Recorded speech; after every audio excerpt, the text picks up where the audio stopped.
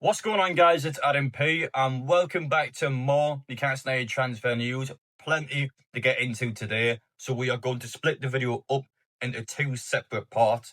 Part two is going to be about the strikers coming in, the Brentford situation blocking a Johan Wissa move to Newcastle. We're going to get through everything regarding incoming signings in the second half of the video. First half of the video now is going to be dedicated towards Sky Sports because a lot has happened since my videos about them yesterday, and they've now responded since my videos were posted, so we've got a lot to get into regarding them. Make sure, if you haven't done so already, to get down there and hit that subscribe button, join the journey so you don't miss out on any upcoming Newcastle United transfer news. There was plenty to get into this week. I've got plenty of videos planned, so make sure you stick around and don't miss out on any of the content. So just to recap, in case you haven't seen my videos yesterday, coming out from the Villa game, of course, Newcastle fans made a chant directed towards the player who is currently on strike at our football club. We said that when the players were going into the tunnel. Now, Sky Sports have actually went out of their way to move the audio and to put it in a separate picture where this never took place. Newcastle fans were chanting, "We love Newcastle, we do," and Sky Sports has actually embedded audio on top of that about us calling that guy behind the scenes a Grady B. When Eddie Howe and the players are clapping us, almost makes it look like the players are agreeing with us. Well, that is not the case at all. I got decisive evidence to prove that Sky Sports has moved the audio in there, and since my video came out, Sky Sports within 1 hour deleted that video. It's even got media articles, and our media companies now starting to publish articles and to make a lot of noise directed towards Sky Sports over this. You guys watching are a big reason why this happened, because you are all complaining. I think Sky Sports deep down realised how many Newcastle fans are complaining. People even going as far as suggesting that I'm going to take my Sky subscription away. It's got to a case where Sky Sports realised that we're not going to get away with this. We'll delete it now. We'll take it down.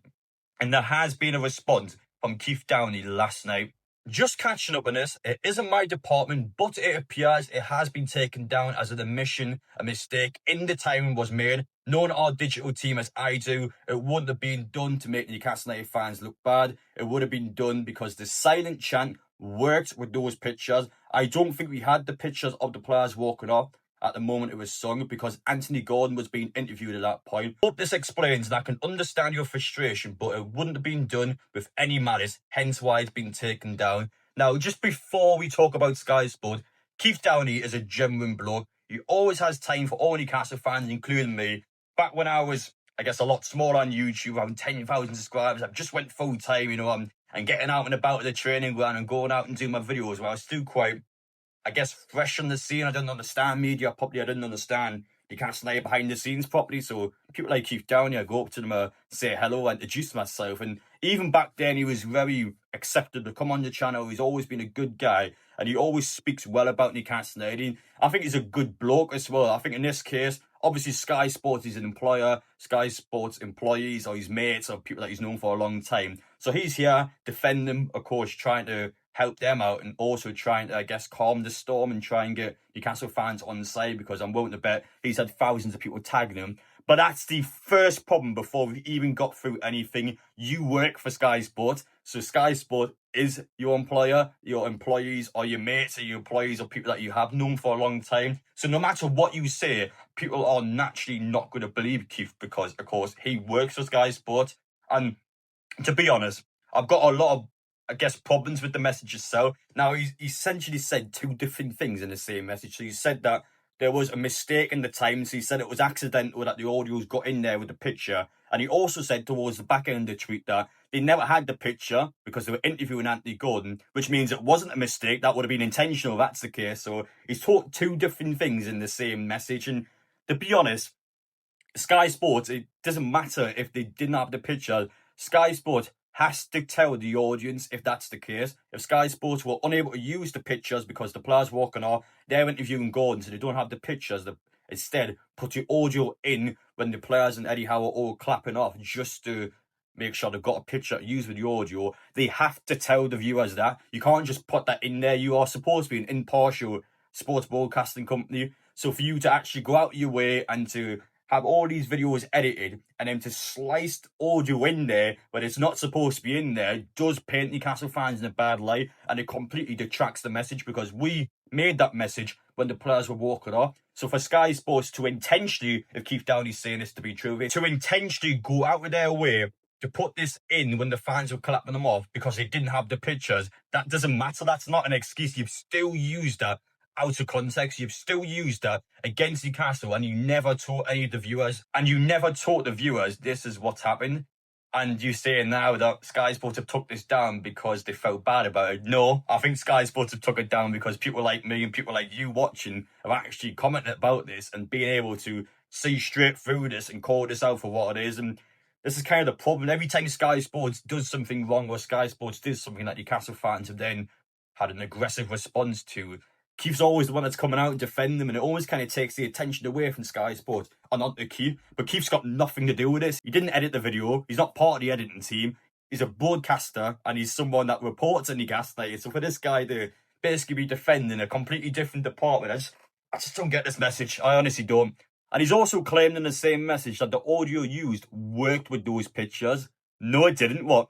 Eddie Howe, Fabian Shaw clapping off to the fans when we're chanting you're a greedy bee. Does that work with the timing? I don't think it does, and I'm not having this. Seriously, I'm not having this message. I get Keith's going to defend his colleagues. I get Keith's obviously is responding to Newcastle fans who have been tagging him, but it's just a messy response. I don't know what's going on here. He's saying two different things are going on. He's saying the pictures work with the audio. No, it doesn't.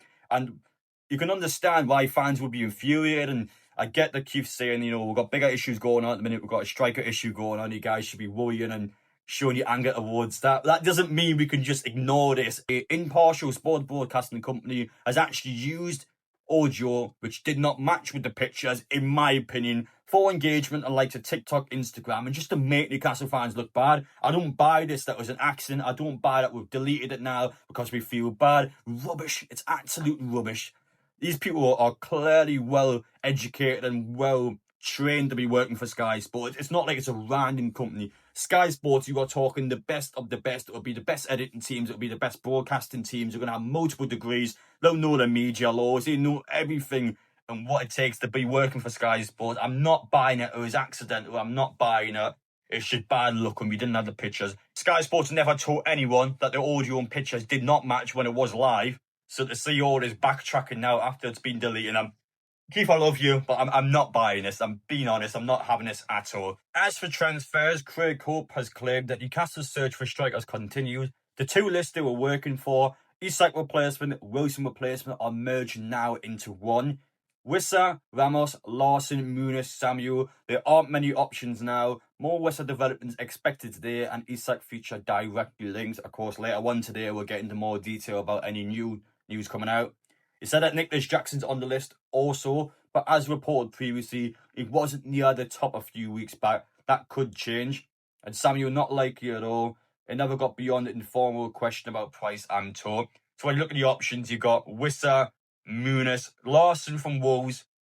That's about it at the minute. Wissa doesn't look like it's going to happen because Brentford has now said, not for sale, we're not going to budge, we're not going to make this transaction. Wissa, of course, is now went fully against Brentford, deleting all these profile pictures, properly throwing a tangent, to be honest, and just showing that he does not want to ever be associated with Brentford again. That's also a problem for Newcastle because, hang on, this is the player we're trying to sign. We've got our own situation going on behind the scenes. So this guy doing the same, does that paint a good message? Not really. So when we look at the options, I think Larsen's the best out of the bunch. I do like Larsen at Wolves.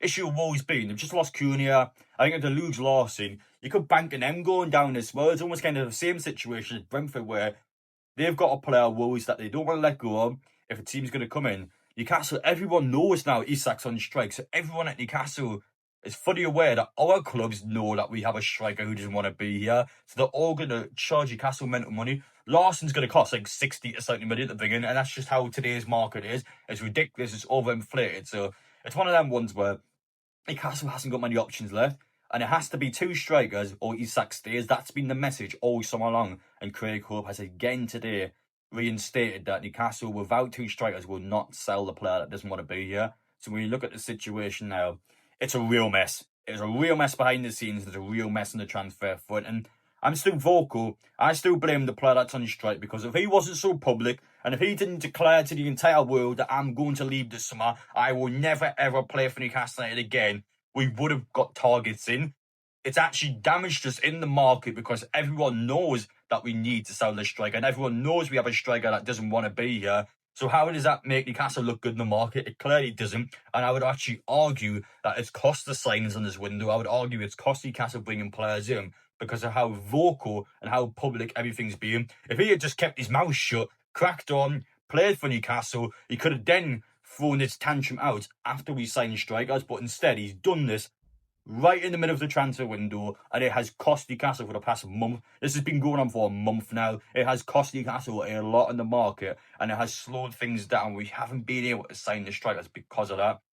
You kept quiet, shut up, and just done his work. We would have been fine now, and that's a big issue. And that's why, despite everything he's done to leave Newcastle, I actually think, ironically, it's kept him closer to Newcastle. I actually think that's been the situation now. It's one of them ones where you just have to see where Newcastle's going to go first. Will they stick with Wissa? Will they now walk away from Wissa and look to bring a different striker in? We have to see what the club's going to do. We have to see what move they're going to play with what cards they're holding. I'm looking forward to it. We'll see later on today. I'm sure Newcastle over the next 2 days are going to do some real work to try and get that striker in. We need someone for Liverpool. Newcastle, I'm sure, are going to go out of their way to do that.